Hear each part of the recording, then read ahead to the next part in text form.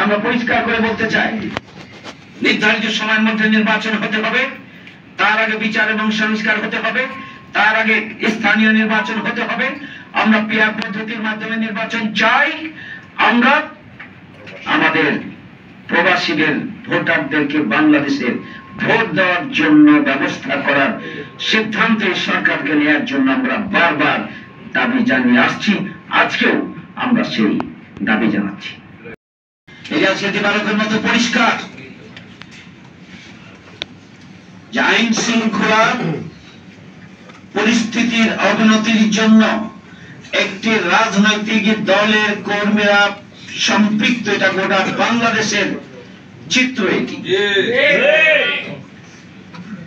রাজনৈতিক দলগুলো যদি জনগণের জন্য রাজনীতি হয়, আমরা সবাই মিলে অন্তর্বর্তীকালীন সরকারকে আমরা সহযোগিতা করছি একটা জাতীয় নির্বাচনের ক্ষেত্র প্রস্তুতির জন্য, আমরা সহযোগিতা করছি বিচারের জন্য, আমরা সহযোগিতা করছি সবাই মিলে যে সংস্কারের জন্য। ঐক্যমত্যের ভিত্তিতে জাতীয় ঐক্যমত্য কমিশন সবাইকে এক জায়গায় নিয়ে আসার জন্য চেষ্টা করেছেন। অনেকগুলো বিষয় ঐক্যমত হয়েছে, কিছু কিছু বিষয় এখনো আলোচনায় রয়েছে এবং সে আলোচনাগুলো আমরা আশাবাদী যে একটু সময় লাগলেও আলাপ আলোচনার ভিত্তিতে দেশের জন্য, জনগণের জন্য, 18 কোটি মানুষের জন্য যেটি কল্যাণকর সেটিতেই আমাদের ঐক্যমত্য হওয়া উচিত এবং রাজনৈতিক দলগুলো সেদিকে এগিয়ে আসা উচিত। কিন্তু এই সময়টুকু আমাদের ধৈর্য হচ্ছে না।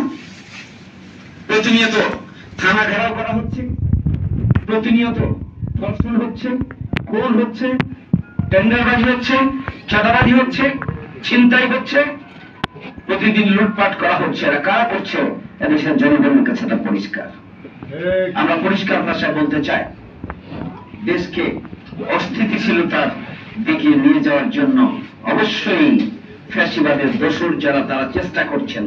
আর আমাদের গণতান্ত্রিক রাজনৈতিক দলগুলোর মধ্য থেকে এই ধরনের অপকর্মগুলো যদি চলতেই থাকে, তাহলে এখানে ফ্যাসিবাদী শক্তি বিজয়ী হবে এবং দেশে একটা অস্থিতিশীল পরিস্থিতি তৈরি হবে এবং নির্বাচনের পরিবেশ ব্যাহত হবে। আমরা পরিষ্কার করে বলতে চাই, নির্ধারিত সময়ের মধ্যে নির্বাচন হতে হবে, তার আগে বিচার এবং সংস্কার হতে হবে, তার আগে স্থানীয় নির্বাচন হতে হবে। আমরা পিআর পদ্ধতির মাধ্যমে নির্বাচন চাই। আমরা আমাদের প্রবাসীদের ভোটারদেরকে বাংলাদেশের ভোট দেওয়ার জন্য ব্যবস্থা করার সিদ্ধান্ত সরকারকে নেওয়ার জন্য আমরা বারবার দাবি জানিয়ে আসছি। আজকেও আমরা সেই দাবি জানাচ্ছি। সংগ্রামী ভাইয়ের আমার, আসুন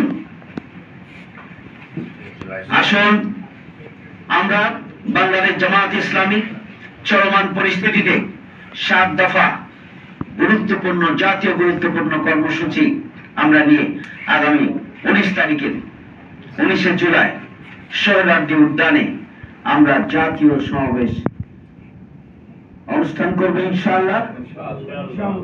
আমরা এখানে 7 দফা দাবি আমাদের থাকবে। বর্তমান সময়ে ছাত্র জনতার সবচেয়ে গুরুত্বপূর্ণ দাবি হচ্ছে জুলাই সনদ। জুলাই সনদ ঐক্যমত্যের ভিত্তিতে নিশ্চিত করতে হবে। আমরা দৃঢ়ভাবে বিশ্বাস করি, দেশ এবং জাতির জন্য, দেশের জনগণের জন্য, 18 কোটি মানুষের জন্য যেটি কল্যাণকর, সেই ব্যাপারে কোন বিশেষ রাজনৈতিক দল যদি একমত না হন, তাহলে প্রয়োজন হলে গণভোট দিয়ে হলেও আমাদেরকে জুলাই সনদ সহ জাতীয় গুরুত্বপূর্ণ বিষয়ে জনগণের মতামত নিয়েই সরকারকে আগামী দিনে সংস্কার সম্পন্ন করতে হবে। আমি জানাচ্ছি, আজকের এই সমাবেশ থেকে আসুন আমরা সব সময় অন্যায়ের বিরুদ্ধে আমরা ভূমিকা পালন করে এসেছি।